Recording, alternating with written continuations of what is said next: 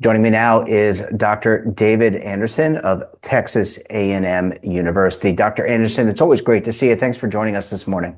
Hey, it's great to see you too. So we had some, I would say, positive CPI numbers a week or so ago. The market seemed to like the information, but when you drill down a little bit more, the cost of food seems to be still high, and an area of expertise of yours is beef prices. How are we doing on the price of meat and beef? Well, beef prices, if we looked at the CPI, we like to compare this month versus the same month a year ago, really Hmm. because of a lot of seasonality factors. Excuse me. Because of a lot of seasonality, and beef prices are double digit more than they were a year ago compared to the month before. Because a lot of times we look at, well, our prices going up this month versus last month, or last week when we went to the store last. It was a little bit of a mixed bag. We had some items that were a little lower than last month, and then we had some that were a little higher. But overall, the level of beef prices continues to be essentially record high, just very high prices. But, we're producing less beef. We got a big USDA report on the number of cattle in the U.S. on January 30th, which reflects January 1. And it showed we had fewer beef cows this year than last year. And what that tells us is we don't have much expansion in herds yet. I think for a variety of factors, including drought, including higher costs, higher interest rates are part of that, and just a reluctance to really expand herds. And what that tells us is, fewer cows, less beef production, and from a supply standpoint, some more pressure for higher prices in the future. Yeah, and you've talked to us about this over the last, I would say, 2 years. It seems like that the price of beef still remains high. Obviously, there's causality. There are the reasons that you outlined. Is there anything that we can do, either as consumers or your interaction with suppliers, to improve prices? Because meat, from what I can tell, is still a staple of the American diet.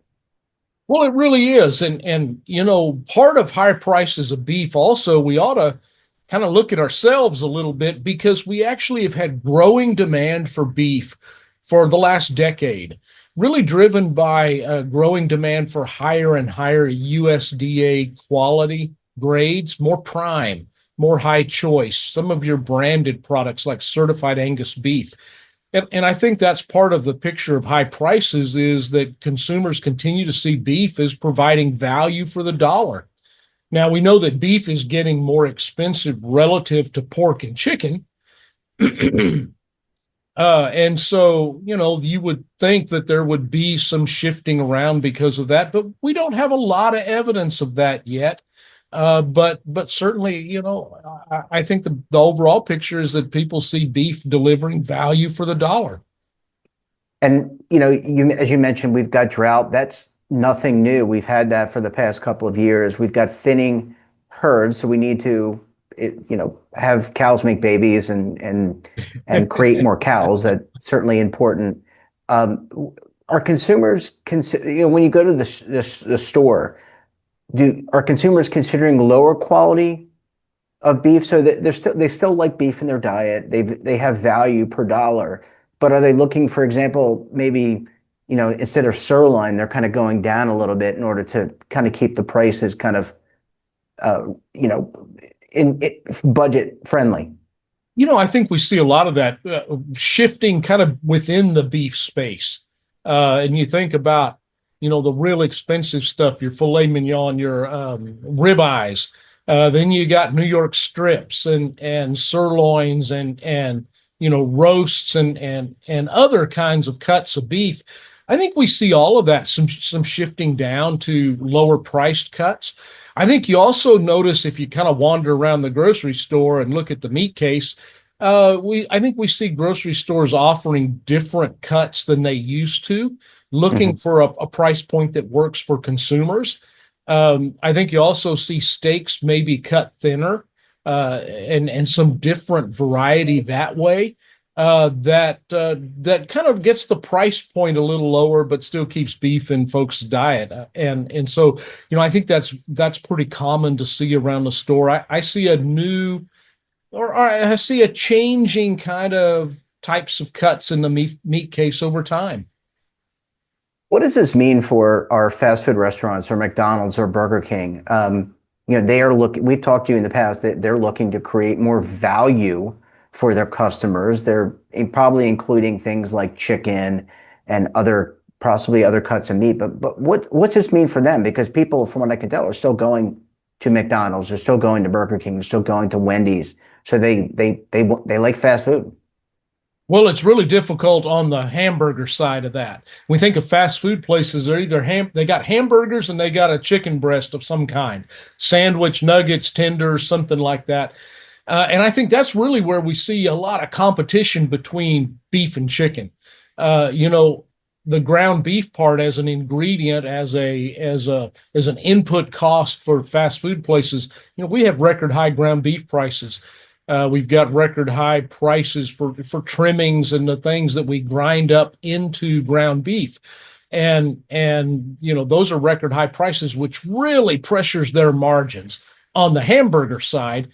Yet the chicken can provide some value and some more margin. And so I think we see that competition within the kind of the looking at the fast food restaurant when you're looking at the board and what to order. I think that's where we see some competition there, and them trying to figure out how do we price some of these things to still remain profitable. I Yeah, might say too that go we've had ahead. a lot in the news about importing more beef. We are importing a record amount of beef in the U.S. Because we have record high prices. The majority of what we import are lean beef trimmings from places like Australia, New Zealand, Brazil. Argentina's been in the news more, and we're importing more of that really lean beef to go into ground beef because we aren't producing enough of that really lean beef because our cow herd's so small. And so that's really where imports come in, in largely speaking, is really in that ground beef market. Well, this is certainly something that, affordability is certainly important to all of our audience members. It's certainly important to you and I, and I'm sure we will continue to talk about this. Dr. Anderson, great to see you. Thanks for joining us, and we look forward to having you back again very soon, sir. Hey, thanks. It's great to see you. Well, thanks for watching, and don't forget, we're back again tomorrow morning with another great expert and another great topic. You can tune in right here Monday through Sunday at 7:30 a.m. Eastern Time. And don't forget to subscribe to our daily newsletter, The Morning Pulse, for all the news in one place, delivered directly to your email box. Check it out at our website.